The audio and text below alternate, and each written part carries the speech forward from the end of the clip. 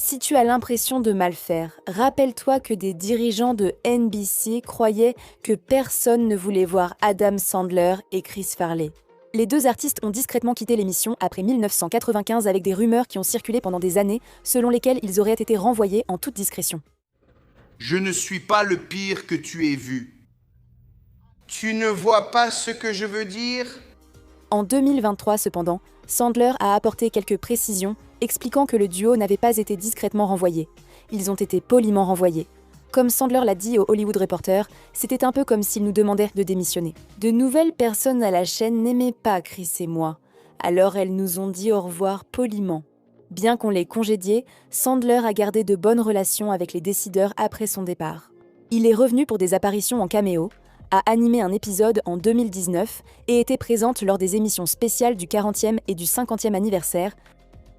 Quand Kristen Wiig était dans un sketch à SNL, les téléspectateurs savaient qu'ils étaient entre de bonnes mains, drôles et sûrs. Wiig a créé des personnages inoubliables comme personne d'autre, rendant célèbres Denise, Gilly, Pénélope et la dame de Target. Je n'ai jamais rencontré de lesbienne. Est-ce que vous portez toutes des gilets ? Je n'en porte pas en ce moment. Stéréotype brisé. À la grande déception des fans, Wiig a quitté l'émission en 2012 après avoir atteint son chiffre magique de 7 saisons. Comme elle l'a dit à Marie-Claire, j'ai toujours su que ce serait 7, point final. Si j'avais eu 22 ans, j'aurais peut-être voulu rester, mais j'ai senti que c'était le bon moment. Un signe clé que c'était le bon moment a été la nomination aux Oscars pour la coécriture de Bridesmaids, l'une des meilleures comédies du XXIe siècle. Après, Wiig a poursuivi une brillante carrière au cinéma et à la télévision, comme le prouvent ses 2 nominations aux Emmy Awards pour son rôle dans Palm Royal sur Apple TV. Durant les années 2010, il était compréhensible que les fans occasionnels croient que SNL s'appelait désormais le Kate McKinnon Show. McKinnon a dépassé notre règle désormais établie des 7 ans et dehors, en restant 10 saisons, malgré le rythme éprouvant de l'émission. Je mourrais d'envie de vous rencontrer et je mourrais lentement. Même si sa carrière au cinéma décollait, McKinnon est jamais restée dans l'émission jusqu'à ce qu'elle ne puisse plus, car être sur SNL était un rêve de toujours. J'ai eu la meilleure décennie, puis j'ai juste senti que mon corps était fatigué et j'ai eu l'impression que c'était le moment. McKinnon est repartie de l'émission avec plusieurs Emmy Awards pour son travail remarquable. Alors qu'elle poursuit son travail sur d'autres projets, comme son rôle de Barbie bizarre dans le film Barbie, McKinnon semble incapable de rester loin de SNL, apparaissant de temps en temps dans des caméos, ainsi qu'en tant qu'animatrice en 2023.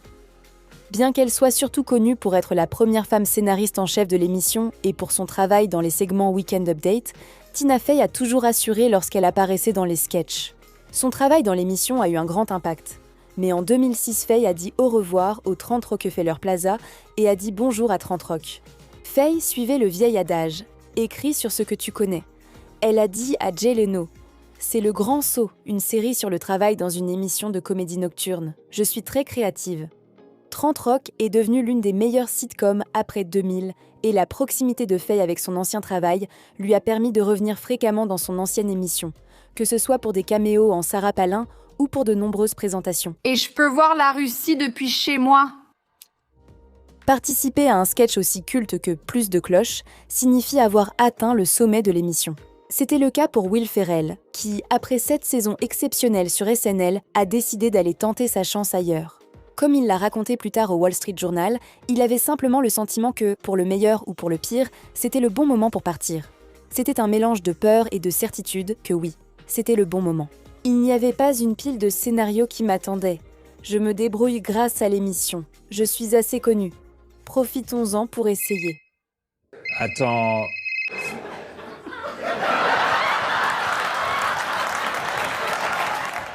On peut dire sans risque que la tentative universitaire a réussi pour Ferrell, car il était difficile de trouver un acteur comique principal plus rentable dans les années 2000. Ses collaborations avec Adam McKay ont produit Anchorman, Ricky Bobby, Roi du circuit et Frangin malgré eux, des films cultes et très cités de ces 25 dernières années.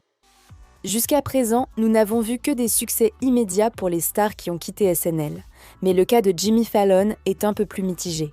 Fallon a quitté l'émission en 2004 pour tenter ce fameux passage des sketchs au grand écran. Et le résultat a été... Vous vous souvenez de Taxi ? Est-ce que Terrain d'entente vous dit quelque chose ? C'est peu probable. Les gens ne se précipitaient pas vraiment dans les salles pour voir Fallon en tête d'affiche. Mais Fallon avait au moins un fan, Lorne Michaels, le super producteur de SNL, qui a demandé à son ancien présentateur du Weekend Update s'il voulait animer une émission de fin de soirée. Hé, mesdames et messieurs, on a une super émission pour vous ce soir. Allons-y tout de suite. Michael lui avait déjà demandé, juste après son départ de l'émission, et Fallon a dit qu'il hésitait encore. Mais quand Lorne est revenu en 2009 avec une offre sérieuse, Fallon n'a plus hésité et a pris la tête de Late Night avec Jimmy Fallon. Il a changé de cap en 2014 lorsqu'il a commencé à animer The Tonight Show à la place.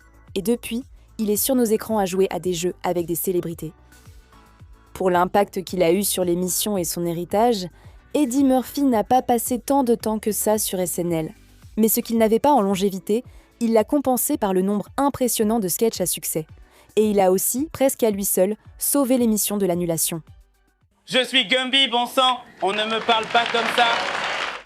Comme l'a rappelé l'ancien producteur exécutif Dick Ebersol dans le livre Live from New York, il n'était pas certain que l'émission aurait survécu à la saison 1983-84 sans Murphy comme principale attraction.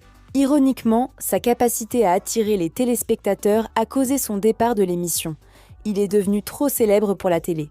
Bien que ses succès aient ralenti avec le nouveau millénaire, son apogée dans les années 80 et 90 a produit des classiques intemporels de la comédie comme Le flic de Beverly Hills et Le professeur Folding.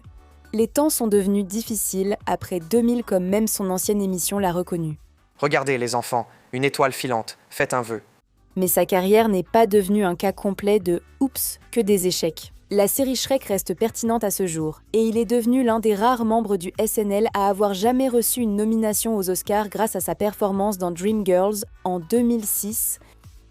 Aux côtés de son équipe de Lonely Island, Andy Samberg n'a pas seulement gardé SNL décalé, il a aussi aidé à propulser l'émission dans l'ère numérique. Le trio a assuré la pertinence numérique de l'émission en diffusant un sketch court par épisode, un format idéal pour YouTube qui a permis d'attirer un public plus jeune, capable de se connecter avec leurs aînés. Salut. Papy. Mais cumuler ses responsabilités numériques avec le planning déjà impitoyable du SNL s'est avéré trop éprouvant pour sa santé. Physiquement, ça me pesait énormément. Et j'en suis arrivé à un point où je me suis dit que je n'avais pas dormi depuis 7 ans, en gros. Mais même s'il a, espérons-le, réussi à grappiller quelques heures de sommeil, Samberg était resté très actif après avoir quitté l'émission.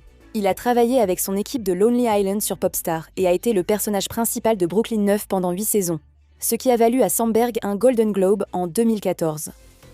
Il est temps de faire un vrai saut dans le passé.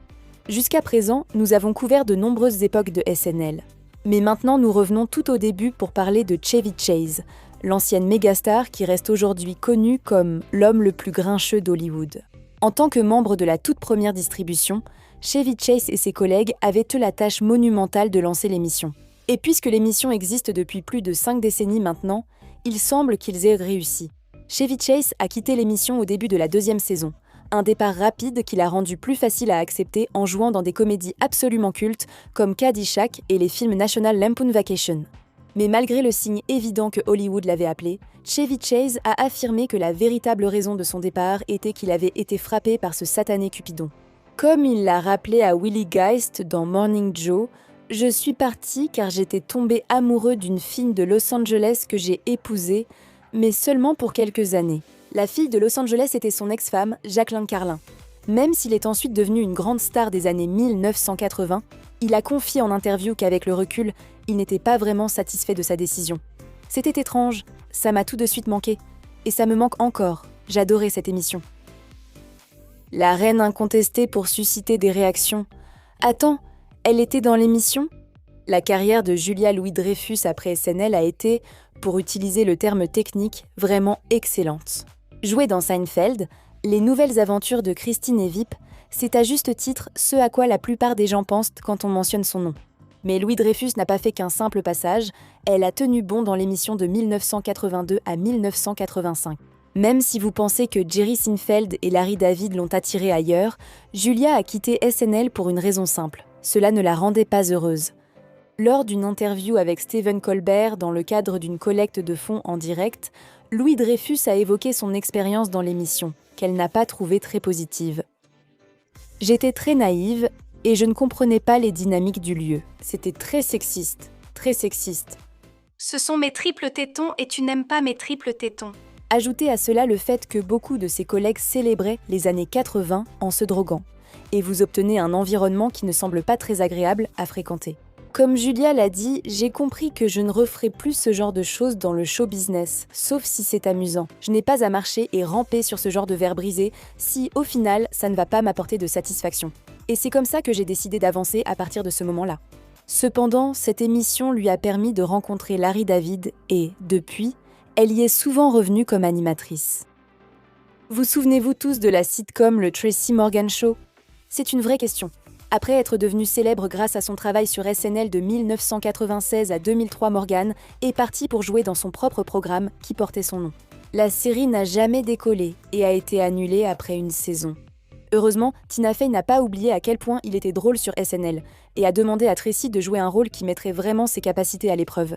Celui de Tracy George. Jordan, la star imprévisible de l'émission de sketches fictifs dans 30 Rock. Ce rôle a marqué la carrière de Jordan, lui valant une nomination aux Emmy Awards et de nombreuses répliques cultes. Nous pensons que tes dépenses sont hors de contrôle. Donne-moi un exemple.